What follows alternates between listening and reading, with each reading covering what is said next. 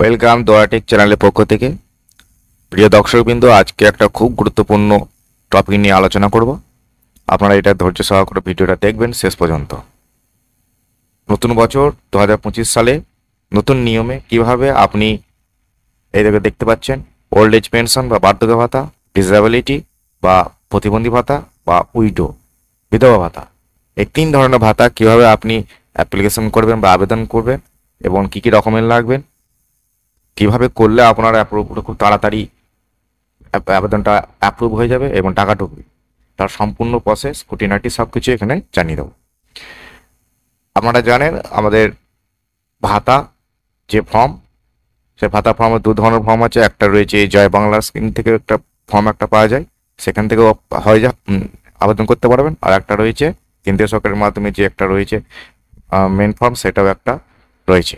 আর একটা জিনিস জানে, কেন্দ্রীয় সরকারেও একটা এই স্কিম, এই যে তিন ধরনের ভাতা, এটা কেন্দ্রীয় সরকারেও আন্ডারেও এই তিন ধরনের ভাতা দেওয়া হয়।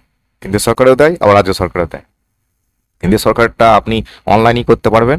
অনলাইনেই একটা আমার এই জন্য আমার একটা ভিডিও দেওয়া রয়েছে, ডিসক্রিপশন নিচে দেবে একটা লিঙ্ক দেওয়া আছে, সেইখান থেকে আপনি কিভাবে অনলাইনে করলে আপনি সঙ্গে সঙ্গে আপলোড করতে হবে, পেয়ে যাবেন, টাকা ঢুকে যাবে, সেটা ওখান থেকে দেখে নেবেন। আর কিন্তু অনলাইনে করতে হলে আপনাকে কোথায় যেতে হবে, ডাইরেক্ট আপনি নিজে নিজে মোবাইলের মাধ্যমে করবেন। আজকে যেটা দেখাবো সেটা অফলাইনে আপনি কিভাবে এই ভাতার ফর্মটা সাবমিট করবেন। তাহলে চলে যায় আমরা মূল ভিডিও। তাহলে এর জন্য আপনাকে একটা অফলাইন ফর্ম একটা নিতে হবে, যেখানে মাত্র জেরক্স বা প্রিন্ট করে নিতে পারেন। আমি এই পুরো ফর্মটার আমি লিঙ্ক নিচে দিয়ে দিলাম, ডিসক্রিপশন লিঙ্ক আছে, লিঙ্কের মাধ্যমে আপনারা এটা ডাউনলোড করতে পারেন। তাহলে প্রথমে এটা চলে যাওয়া ফর্ম, এই ফর্মটা দেখতে পাচ্ছেন প্রথম লিখে department of women and child development and social welfare, government of West Bengal. এখানে দেখতে পাচ্ছেন, এখানে প্রথমে একটা পাসপোর্ট সাইজে কালার ফটো এখানে বসিয়ে দেবেন। এটা একটা 1 নম্বর ডকুমেন্ট হয়ে গেল। তারপরে এখানে কি করবে, কীভাবে করবে, পেনশন কেসটা হচ্ছে এক্সিস্টিং আর নিউ, যাদের বর্তমানে পেয়েছেন সেটা এক্সিস্টিং করে, আর নতুন যদি করতে চান তাহলে নিউ, সবাই এখানে নিউ করে দেবেন। নিউ জায়গায় এখানে ক্লিক মারবে। তারপরে হচ্ছে type of pension, old age, disability, widow. আপনার যে ওল্ড এজ হয় 60 বছর হয়ে গেলে ওল্ড এজ হবে।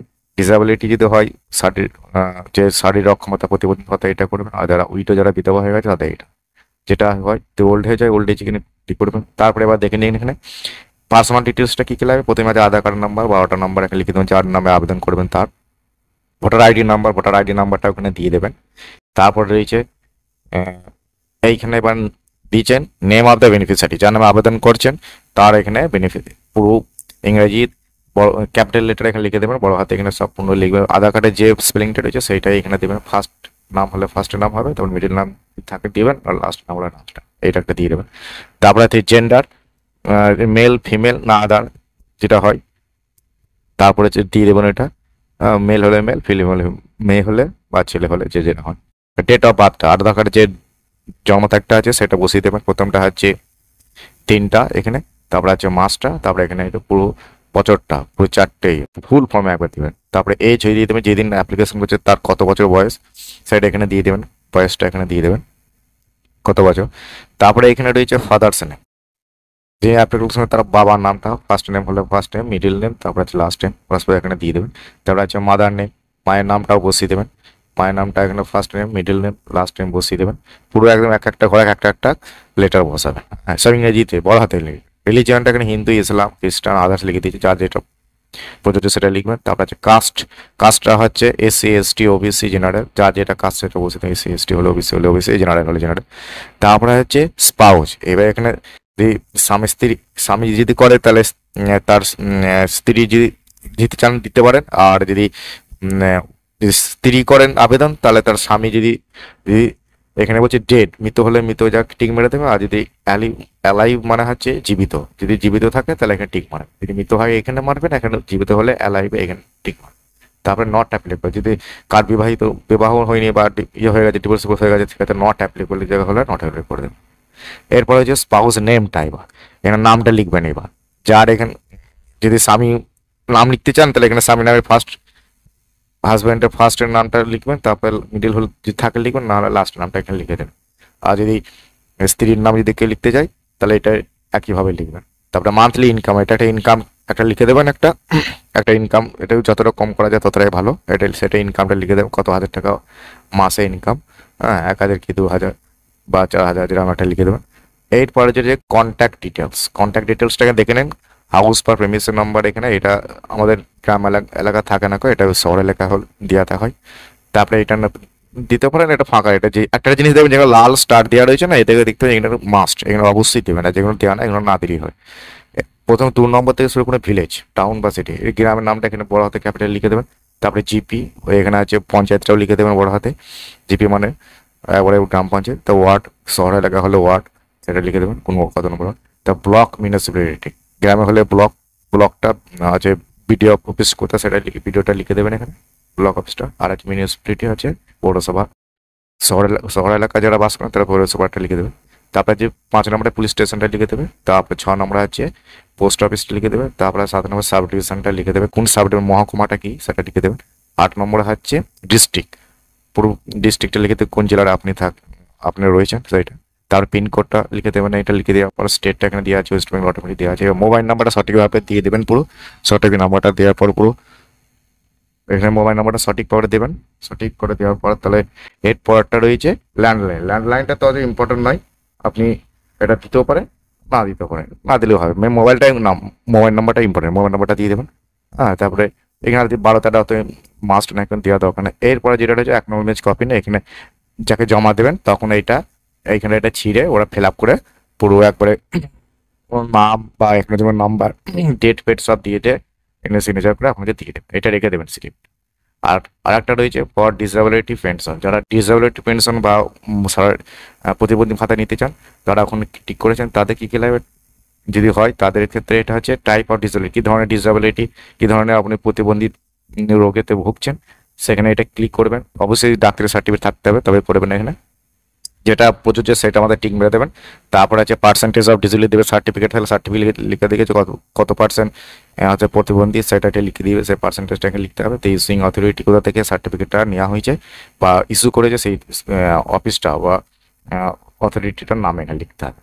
বাস, এবার মেন হচ্ছে এটা হচ্ছে কেবলমাত্র ডিসেবিলিটি পেনশন যারা করবেন তাদের ক্ষেত্রে এটা ফিল আপ করবেন, সবটাই ফিল আপ করবেন, কিন্তু এটা এক্সট্রা ফিল আপ করবেন। আর যারা অন্য কোনো করবেন তারা এটা ফিল আপ করা দরকার না, বাকি সব উনি ফিল আপ করবে। এরপরে bank account details, bank account details সবারই লাগবে জানেন, সে 3 ধরনের ভাতার ক্ষেত্রেই লাগবে। ব্যাঙ্ক নেম বড় হাতে ক্যাপিটাল লিখে দেবেন, এবারে ব্যাংকের নামটা, তারপর ব্রাঞ্চ নেম, শাখাটা লিখে দেবেন, তার অ্যাকাউন্ট নাম্বারটা লিখে দেবেন, সঠিকভাবে লিখবে অ্যাকাউন্ট নাম্বারটাই ভুল হয়ে যাবে টাকা তাহলে আর ঢুকবে না। আর আইএফসি কোডটাও লিখে দেবেন এখানে। তারপরে আছে ইনক্লোজ লিস্ট, এখানে কী কী ধরনের ডকুমেন্ট লাগবে সেটাও এখানে বলে দিয়েছি। ইনক্লোজ লিস্টে কী আছে, প্রথমে দেখেন copy of Aadhaar self attested, Aadhaar কার্ডের জেরক্সটা দেবেন, এখানে যা জেরক্সগুলো দেবে তার নিজে নিজে সই করে দেবেন, হ্যাঁ সই করে সেলফ সিগনেচার করে দেবেন। তার প্রথমে আছে এখানে টিক মারবেন, আধার কার্ডের জেরক্স দিচ্ছেন এটা টিক মারবেন, কপি অফ রেশন কার্ডের জেরক্স টিক মারতে পারেন, কপি অফ ইনকাম সার্টিফিকেট যদি লাগবে এটা টিক মারবেন। তারপরে ব্যাংকের পাসবইয়ের জেরক্সটা লিখবেন, এখানে ক্লিক দিয়ে এটা ক্লিক করে দেবেন, এটা দিচ্ছেন আপনি। তারপরে আছে copy of voter ID, voter ID দিয়ে থাকেন তাহলে এখানে ক্লিক করবেন। যারা disability certificate, disability pension application করে তারা এখানে ক্লিক মারবেন, তার সার্টিফিকেট অবশ্যই লাগবে তাদের। তারপরে আছে copy of husband's death certificate for widow pension. আর একটা জিনিস আছে, যারা উইডো অর্থাৎ বিধবা ভাতার জন্য আবেদন করবেন তাদের স্বামীর যে ডেথ সার্টিফিকেট, মৃত্যু সার্টিফিকেট সেটা লাগবে এখানে, এটা এখানে ক্লিক করে দেবেন। তো এই দুটো হচ্ছে, একটা যে যারা প্রতিবন্ধী তাদের প্রতিবন্ধী সার্টিফিকেট অবশ্যই লাগবে, আর যারা বিধবা পেনশন করতে যাচ্ছেন তাদের হাজব্যান্ডের বা স্বামীর মৃত্যু সার্টিফিকেট অবশ্যই লাগবে, এই দুটি ক্লিক করতে। বাকি ক্ষেত্রে সব নর্মাল কমন, সবার ক্ষেত্রে একই লাগবে। আর একটা হচ্ছে এখানে নমিনি ফর্ম, এটা কোনো দেওয়ার দরকার নাই আপনার, তবে আদার প্লিজ আর কোনো যদি এক্সট্রা যদি দিয়ে থাকেন তাহলে এখানে লিখে দেবেন।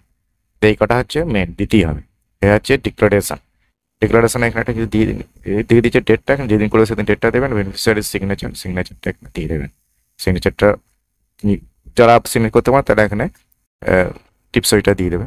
এখানে আর একটা দিয়ে দিয়েছে, এটা আবার একটা এখানে দিয়ে দিয়েছে। এখানে হচ্ছে ওই অ্যাকনোলেজমেন্ট নাম্বার ফর্ম টিস্যুগুলো আরেকবার দিয়েছে, যাকে জমা দেবে সে আবার স্ট্যাম্প ফার্ম দিয়ে সিগনেচার দিয়ে এবং অ্যাকনোলেজমেন্ট নাম্বার ফর্ম বা যা সব দিয়ে দিয়ে এই হচ্ছে মেন। এইভাবে আপনি ফিল আপ করে আপনার নিজের ব্লক অফিসে জমা দিন, দেখবেন খুব তাড়াতাড়ি আপনার আবেদনটা অ্যাপ্রুভ হয়ে গেছে এবং টাকা ঢুকবে, কবে সেটা ওরাও বলে দেবে। তাহলে ভিডিওটা আজকে এতটুকুই হলো। ভিডিওটা একটু তথ্য প্রদানকারী হলে আপনারা ভিডিওটাকে লাইক করবেন এবং আমাদের চ্যানেলের সঙ্গে জুড়ে থাকার জন্য অবশ্যই চ্যানেলটাকে সাবস্ক্রাইব রাখবেন। থ্যাংক ইউ, ধন্যবাদ।